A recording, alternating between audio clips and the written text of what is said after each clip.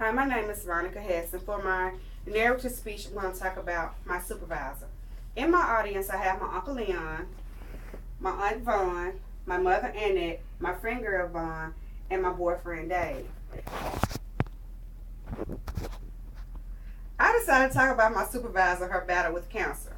As previously stated, I have been employed in human resources for 13 years. Over the course of those 13 years, my supervisor and I had become extremely close. In February, my supervisor celebrated her 70th birthday. Yes, 70. However, a few years ago, she was diagnosed with uterine cancer, then breast cancer, and most recently had a tumor develop on her colon.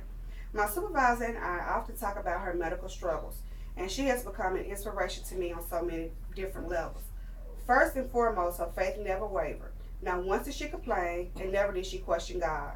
I would always ask her how she would get through it all, and her response would always remain the same. I prayed for strength, guidance, and acceptance. When I went through my own medical scare, I went to her, and not only did she pray with me, she prayed for me as well. In December, my daughter suffered a miscarriage. No one saw it coming. She had been to the doctor a few days before the incident happened. She was only 4 months pregnant, went into labor, and she lost her child. As a parent, you don't know how to comfort your child, especially when you haven't endured such pain and felt such emptiness, so to speak. I tried my best not to let my daughter see me cry or see me sad. My daughter stayed in the hospital overnight. The pain she endured was unbearable. The attitude she had was, I don't know what type of attitude she had. It was like she was sad and depressed at the same time. My daughter had to give birth to her child, yet she didn't want to look at him, and she asked that he be taken out of the room immediately. My daughter cried so hard and so bad to the point where I had to step out in the hallway and allow her boyfriend and my niece to comfort her.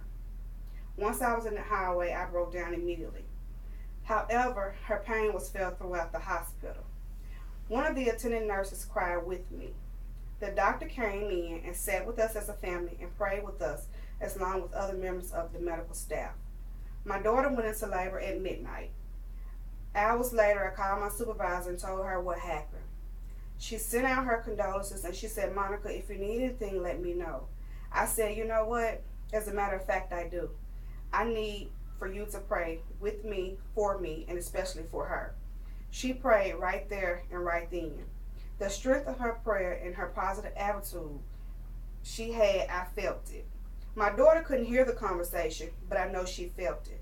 I say she felt it because her attitude began to change, and she wanted to see her son, even though she knew she would not be taking her son home. This lady is phenomenal. Because of her, I know that I can face all kinds of obstacles, all kinds of medical scares, and never worry. I know not to question God, and I know to pray for acceptance, guidance, and strength. Because of her, I can do that with my head held high. Thank you. Show everybody.